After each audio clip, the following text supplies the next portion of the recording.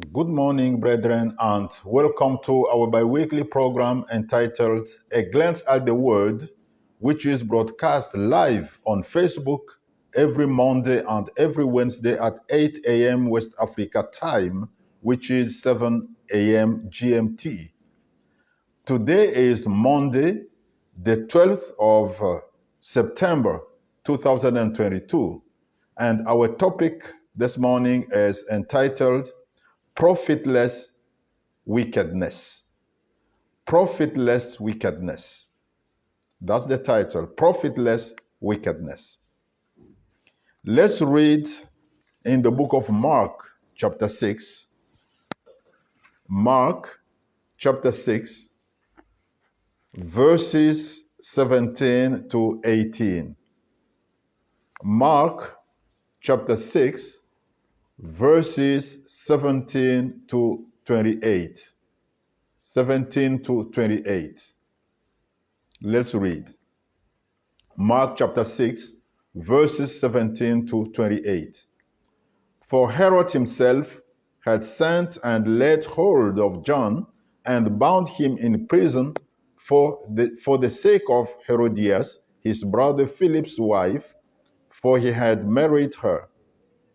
Because John had said to Herod, "It is not lawful for you to have your brother's wife." Therefore, Herodias held it against him and wanted to kill him, but she could not. For Herod feared John, knowing that he was a just and holy man, and he protected him. And when he heard him, he did many things and heard him gladly. Then an opportune day came when Herod on his birthday gave a feast for his nobles, the high officers, and the chief men of Galilee. And when Herodias' daughter herself came in and danced and pleased Herod and those who sat with him, the king said to the girl, Ask me whatever you want, and I will give it to you." He also swore to her, "Whatever you ask me, I will give you up to half my kingdom." So she went out and said to her mother, "What shall I ask?" And she said, "The head of John the Baptist." Immediately she came in with haste to the king and asked, saying, "I want you to give me at once the head of John the Baptist on a platter." And the king was exceedingly sorry, yet because of the oaths and because of those who sat with him, he did not want to refuse her. Immediately the king sent an executioner and commanded his head to be brought. And he went and beheaded him in prison, brought his head on a platter, and gave it to the girl, and the girl gave it to her mother. This is the sad story of the end of the life of John the Baptist. You see, most of the time, when a crime has been committed, investigators and judges seek to know the motives of the crime and especially who benefits from the crime. They seek to know the person who claims to benefit from this crime. When they know who benefits from the crime, this gives them serious clues to identify the author of that crime. And after the author of the crime has been identified, the next step is to know what profit this criminal has drawn from his crime. Because it is supposed that for every crime, there is a profit for the criminal. A profit that can be of any kind. Yet in the scripture that we just read, Mark chapter 6, verses 17 to 28, we don't actually see any profit that Herodias and her daughter may have got from this crime.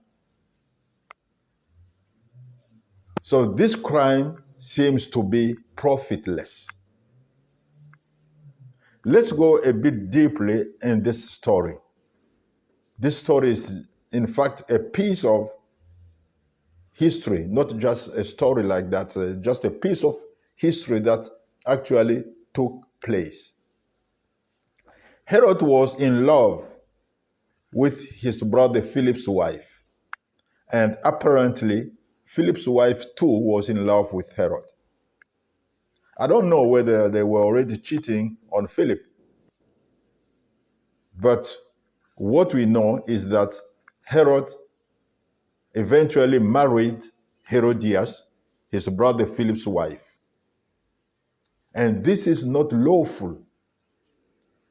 According to the law of Moses, if a man had to die without any child, if a man had to die without any descendant, that man's brother would marry the widow in order to give a descendant to his deceased brother. This is what the law of Moses states. This is what is written in the law of Moses, and this is what is lawful. But this wasn't the case now. Apparently, Philip was still alive. And even though Philip might be or might already be dead, Philip already had a descendant. He had at least one daughter. He had at least one child with his wife Herodias. So he didn't die without any descendant. In this case, none of his brothers had to marry his widow. Thus, it was totally unlawful for Herod to marry Herodias, who was Philip's wife. And John the Baptist duly told King Herod and Herodias that they were not allowed to marry each other, that what they were doing was not lawful, that it was totally unlawful. And this displeased them, and especially Herodias. So Herodias held it against John, and Herod had John be arrested and be thrown into prison. So Herod bound John the Baptist in prison. At that time, John the Baptist was no longer a threat to Herod and Herodias. He was in prison. He was bound. He was powerless. He was completely impotent. He was unable to shake Herod and Herodias' daily lives. As things were, John the Baptist could spend the rest of his life in prison and die there in prison. Nobody could ever summon King Herod to free John the Baptist. He was the king. He was the top ruler in Galilee. Thus, there was no more reason for Herodias to want to kill him. Herodias wanted to kill John the Baptist when he was still free, when he was still preaching, when he was still telling everybody that King Herod and Herodias have committed a sin in getting married to each other. But now he was in prison. He was bound in prison. So he was no more a threat to them. There was no reason then for Herodias to want to kill him anymore. Then came that fatal day when Herod gave a feast on his birthday. I don't know, certainly it was a very great feast with much music, much drink, much food. But what is true is that there were many notable guests. And Herodias' daughter came in where Herod was, and she danced before the king and his notable guests, nobles, high officers, and chief men of Galilee. So this girl danced so well at the point that she pleased Herod and his notable guests. Then maybe because he had drunk too much wine, or maybe because of lack of wisdom, Herod told the girl, "Ask me whatever you want, and I will give it to you." This is a promise without any wisdom. Not only did he make this promise, but he also swore to her, and he added, "Whatever you ask me, I will give you, up to half my kingdom." Up to half my kingdom. He was the king of Galilee, and he was willing to share his kingdom into two and give half of it to that little girl, his wife's daughter. Can you imagine the kind of folly, the kind of stupidity, the kind of nonsense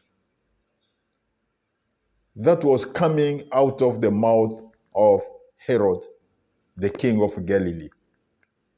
Certainly, by that time, the man should have been drunk, completely drunk. Well, anyway, he made that promise and he swore to respect his promise. He swore to give the girl even half of his kingdom if she asked for half of his kingdom. So the girl went out to her mother. She went to her mother Herodias. She told her mother what Herod had said. She told her mother that Herod was willing to give her anything that she would ask, no matter what, be it half the kingdom. And she asked her mother what she could ask.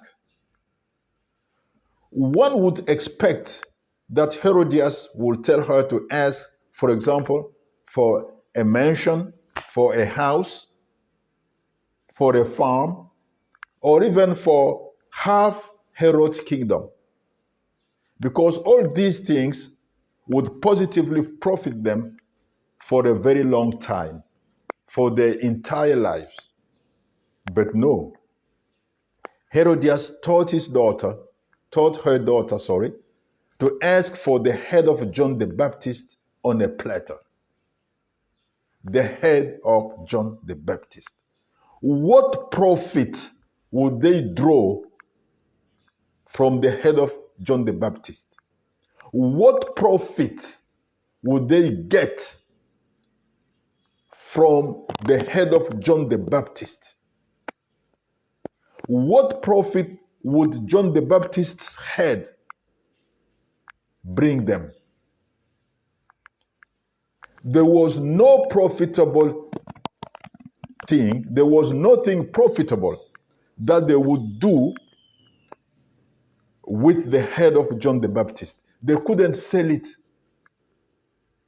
They couldn't do anything good out of it, only throw it or bury it. Yet they felt satisfied with that head. They were highly satisfied for killing John the Baptist, for doing harm to John the Baptist. And this is how Satan works. This is how Satan acts.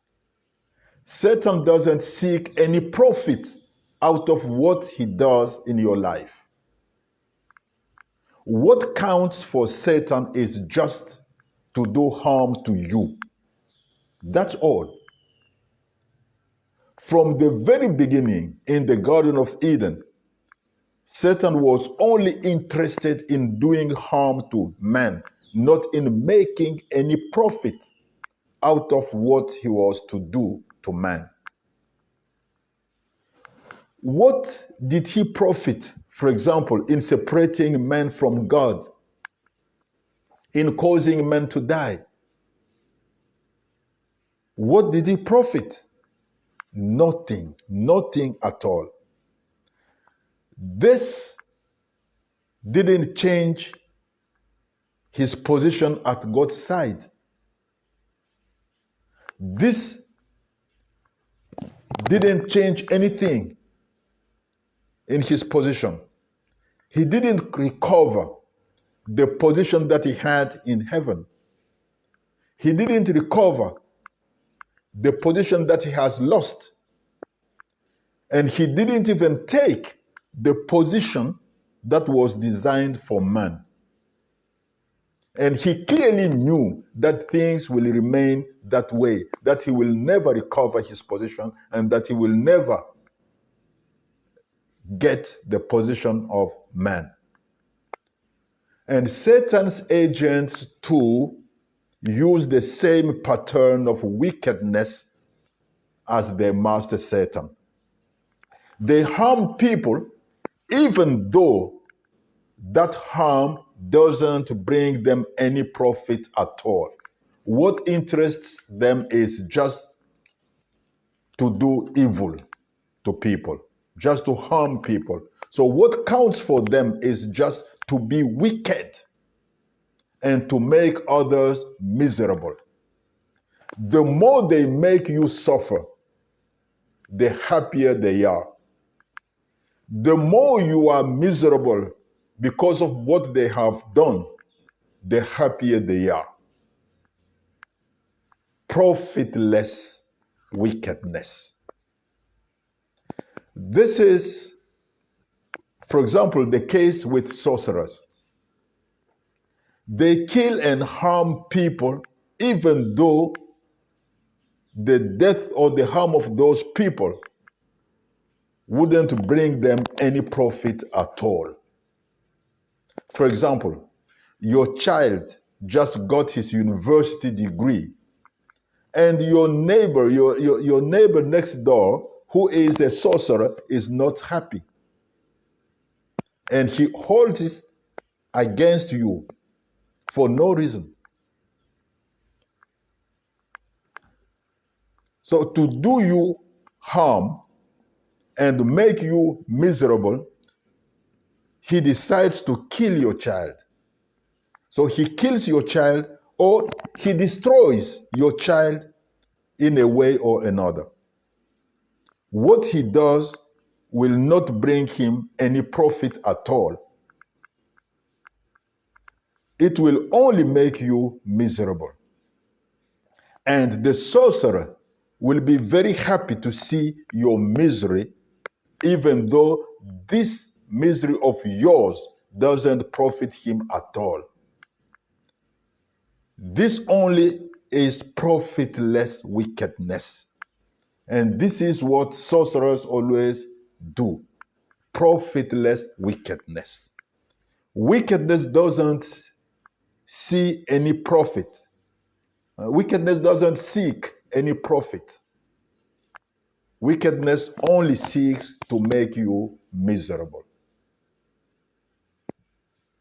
So whenever somebody harms you, don't always try to know what that profits the person. No, it's only profitless wickedness. Just report to your God, and God will take care of the situation. Dear brethren, God bless you abundantly beyond all your expectations, and have a very wonderful week.